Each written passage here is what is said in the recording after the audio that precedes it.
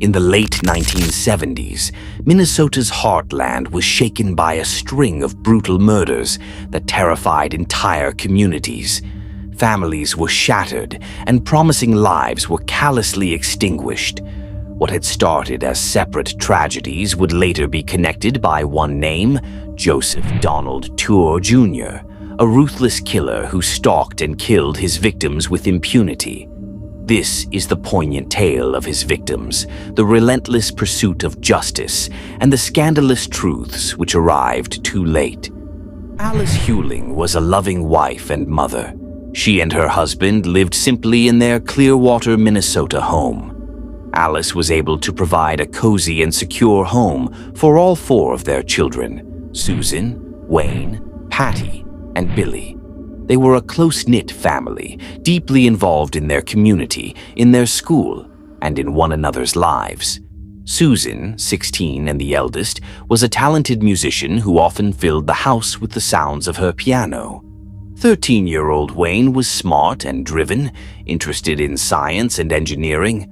12-year-old Patty was creative and dreamed of being a designer. The youngest of 11 siblings, Billy was a whirlwind of energy and excitement, constantly having his siblings in hysterics. Their home was a haven of love and comfort, but on a sub-zero December evening in 1978, everything changed. During the night while the family lay sleeping, an intruder invaded their home with a shotgun in his possession. Alice was the first victim to be fired upon, likely waking up in terror as bullets ripped through the home. The assailant made his way upstairs where the children were sleeping. Wayne, waking to the commotion, sat up and asked, "Who are you?" when he was slain by a bullet. The killer was ruthless as he moved from room to room, firing upon Susan and Patty in bed. Billy, the lone survivor, had been sleeping in his sleeping bag when the gunshots began. Either through good fortune or a sixth sense, he feigned death as the killer fired bullets at him. The bullets pierced his bedding, but, fortunately for him, Billy remained unhurt. Eventually, the intruder left. Billy crawled out of his sleeping bag, terrified and shaken, and ran for his life. Through the drifted snow in the harsh blackness, he ran nearly 2 miles to a neighbor's residence, calling out for help. Police responding to the report found a massacre. The house smelled of gunpowder and shotgun cartridges covered the floor. Officer Jim Kostreba, who was among the first to arrive, recalled the eerie sight of the dead bodies and the unsettling stillness of the once lively house. Investigators combed through the evidence but could not find any solid leads. The crime stunned the small town, and without a speedy suspect, the case eventually went cold. In Afton, Minnesota, the town a little ways out from where Steve's family had made their home, the Volenhouse family also had their own tragedy. Marlies Volenhouse, aged 18, was a bright and giving young woman, full of hopes and plans, who would graduate from high school soon. She was employed as a waitress and was just eager to break into a healthcare career. She was a people person with the kind of heart that always welcomed others, a beautiful spirit of a girl whose warmth and beauty touched everyone. Marlies rode home alone from school on the afternoon of May 8th, 1979. She was alone at home when a burglar entered. Fran Volenhouse, her mother, came home a little later the same afternoon and was met by a ghastly sight. Marlies slumped against a desk, drenched in blood, her skull crushed beyond recognition. The second attack was just as brutal as the first one, leaving the police baffled and with no leads. No forced entry, no fingerprints, no gun. Lack of evidence, and the case was cold in an instant, leaving Fran and the rest of Marlies' family with anxious hearts and unanswered questions that wouldn't emerge for decades. On the night of September 26, 1980, 19-year-old Diane Edwards finished her shift at a Perkins restaurant in West Street. Paul. She locked the door, said goodnight to her co-workers, and headed walking home, only 3 blocks. But she never made it. Witnesses later reported seeing a brown station wagon swerve off the curb and cut Diane off. A man leaped out, kidnapped her, and pushed her into the car.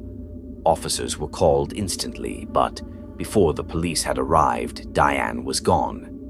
Days later, a hunter stumbled upon a purse and glasses on an isolated country road. The identification card in the purse confirmed what police had suspected. It was Diane Edwards. Her body was subsequently found close to the area, in a ditch, her hands bound, her clothes torn. She was raped and then murdered in a senseless crime. Although the crimes were as brutal as they were, the police initially had no reason to connect them. They were in different towns with different circumstances. But the lack of leads, the premeditated assault, and the seeming randomness of the victims suggested something sinister. Then, in December 1980, a routine arrest turned everything around.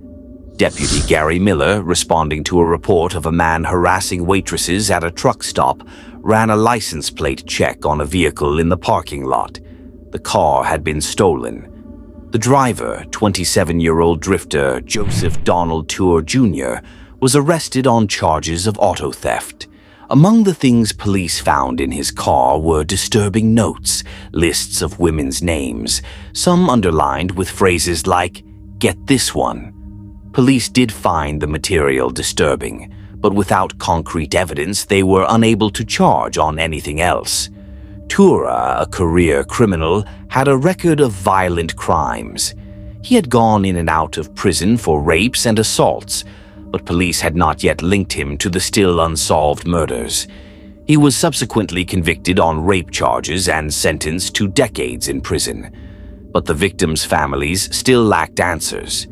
Tour spent several years in jail believing he had killed Marlies and gotten away with it. But in 1996, cold case detectives reopened the Vollenhouse case. They found a fatal flaw in Tour's alibi.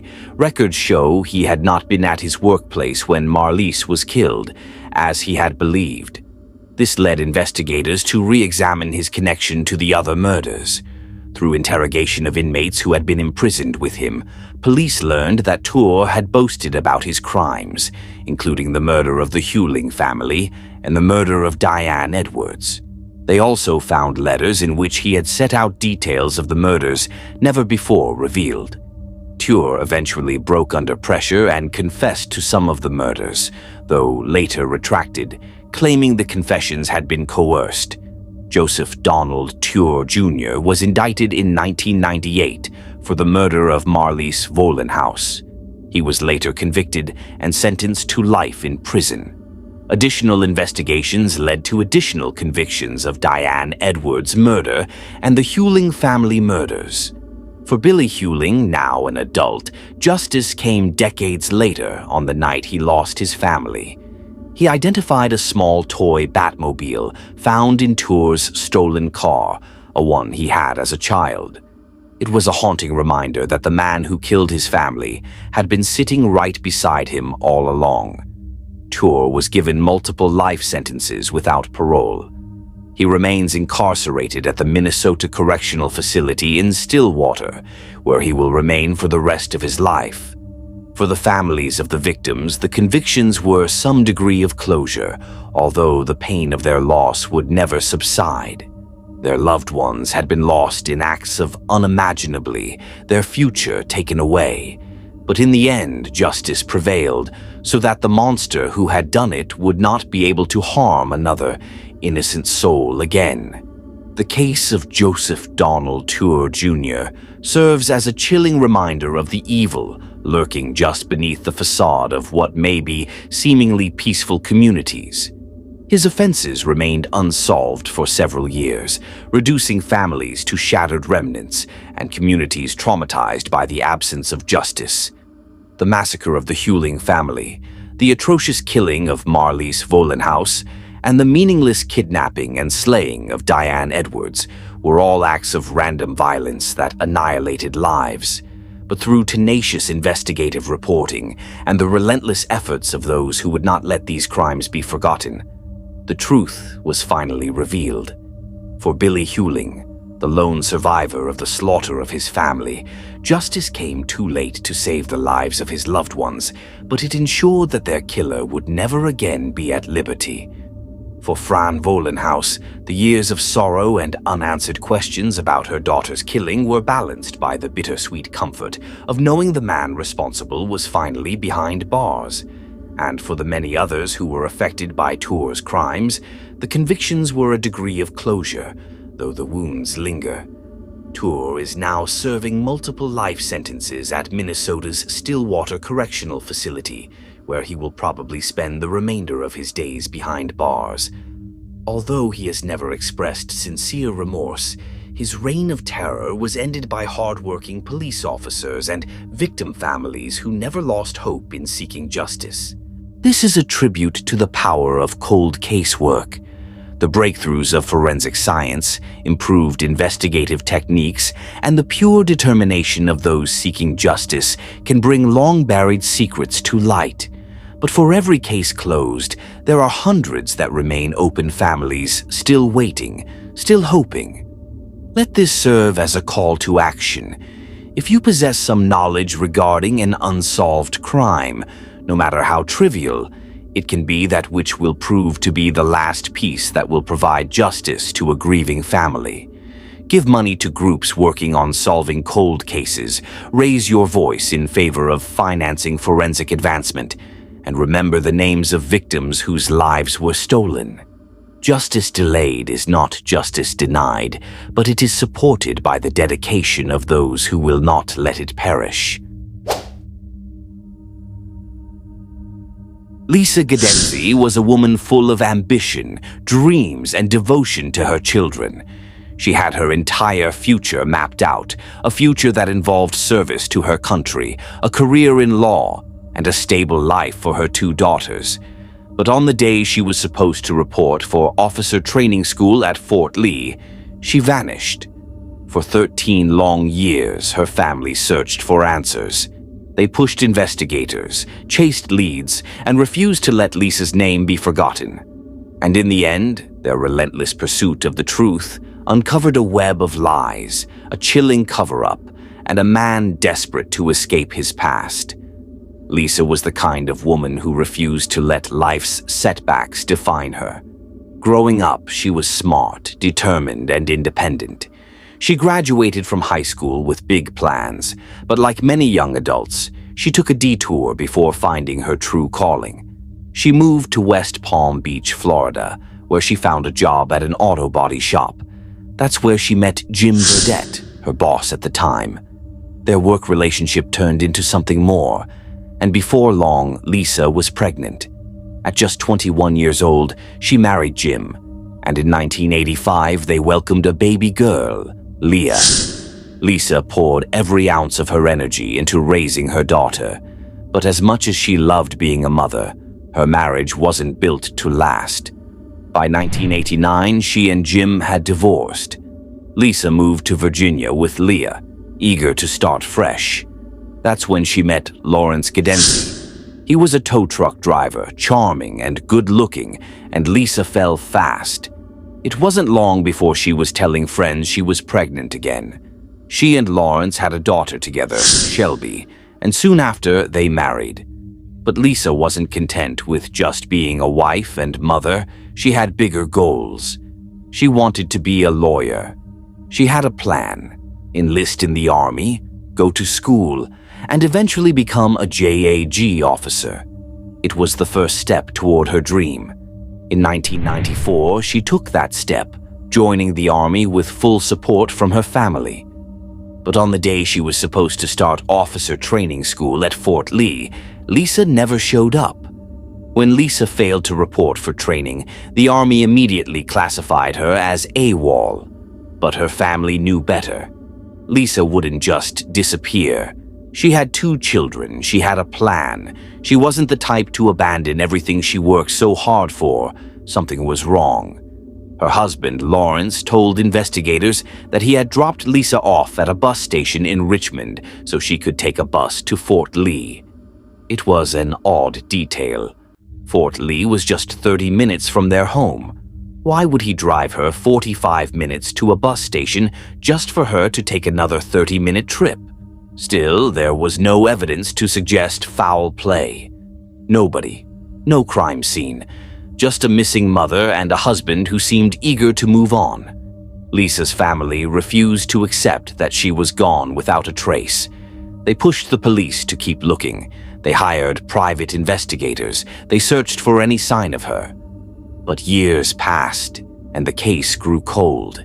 Then, in a shocking turn, Lawrence Gadenzi vanished too. For years, Lisa's family had no idea where Lawrence had gone. He took Shelby with him and disappeared, leaving behind no forwarding address. Then, in the early 2000s, investigators received a crucial tip. A local news station ran a story on Lisa's disappearance, featuring a picture of Lawrence Gadenzi. Almost immediately, calls came in. One tipster claimed to recognize him, but not as Lawrence Gadenzi. To them, he was Randy Evans. Police tracked down the man they believed to be Lawrence. He was living in a small town, using the name Randy Evans. When officers confronted him, he insisted he was someone else, but one detail gave him away: the tattoo on his chest. It was identical to the one Lawrence had. He had stolen Randy Evans' identity, buying it for $10,000 and a car. And the real Randy Evans? He was never seen again. Police arrested Lawrence, charging him with identity theft and probation violations. But still, there was no direct link to Lisa's disappearance. Lisa's family never stopped pushing for answers. They tracked down marriage records showing that under his fake name, Lawrence had remarried. He had even changed his daughter Shelby's name to Logan Evans, completely erasing Lisa from their lives. With Lawrence in prison for identity theft, investigators took another look at Lisa's disappearance. And this time they uncovered a crucial witness, one too scared to speak for years. A former tenant who had lived in Lawrence and Lisa's basement finally came forward. She told police about the night Lisa vanished. She had seen Lawrence struggling to carry a large, heavy green bag out of the house. She watched as he disappeared into the woods and returned empty-handed. And there was more. She had seen Lisa's military gear laid out in the bedroom. She had seen blood in the bathroom, and she had been too terrified to say anything. That was enough. In 2007, 13 years after Lisa Gadenzi disappeared, police arrested Lawrence for her murder. During the trial, Lisa's parents sat in the courtroom, staring at the man they had suspected all along. And just 2 days in, Lawrence finally cracked. He pleaded guilty to second-degree murder. The sentence, 25 years in prison. But there was still one final heartbreak. Lisa's remains were never found except for a single dental bridge. Lawrence admitted to disposing of her body in a field, placing it inside a 50-gallon drum filled with muriatic acid. When investigators searched the area, they found bottles of acid and scraps of material from a sleeping bag. But Lisa was gone. Lawrence is currently serving his sentence at the Augusta Correctional Center in Virginia. Lisa's family, while relieved to finally have answers, still grieves the loss of their daughter, sister, and mother. Her parents never gave up. They fought for 13 years to uncover the truth. And while justice was served, the pain of losing Lisa remains. As for Shelby, now Logan Evans, she was raised under a false identity, never knowing what truly happened to her mother. And the case of the real Randy Evans? Still an open investigation. Some mysteries were solved, others remain. But one thing is certain, Lisa's family never stopped fighting, and because of them, her story will never be forgotten. Certainly. Here's the continuation of Lisa Gadenzi's case, focusing on what happened after Lawrence's conviction, his time in prison, the continued investigation into Randy Evans, and the lasting impact on Lisa's family. With Lawrence Gadenzi sentenced to 25 years for Lisa's murder, her family finally had some measure of justice. But justice didn't erase the pain. Lisa's parents, Joe and Nancy Mardo, had spent over a decade searching for their daughter, chasing dead ends and pleading for answers. Now, with the truth finally exposed, they faced a different battle, coming to terms with what had been done to their daughter. And still, there was no grave to visit. Lisa's remains were never fully recovered. Investigators scoured the wooded area where Lawrence claimed to have left her body, finding only small traces, scraps of a sleeping bag, bottles of acid, and her dental bridge. For her family, that was one of the hardest things to accept. There would be no burial, no proper goodbye. Lisa had been erased just as Lawrence had intended. But even behind bars, Lawrence still held his secrets. At Augusta Correctional Center, Lawrence kept to himself. He wasn't the type to confess his sins or show remorse. Instead, he did what he had always done. He adapted. In prison, he was just another inmate, serving time for a crime that, in his mind, he had already gotten away with for 13 years. He wasn't a remorseful husband. He wasn't a grieving widower. He was a man who had evaded justice for over a decade, and even after pleading guilty, he refused to give Lisa's family the closure they desperately needed. When questioned about the full details of Lisa's murder, Lawrence remained tight-lipped. Why did he kill her? How did he do it? Was it planned, or was it a moment of rage?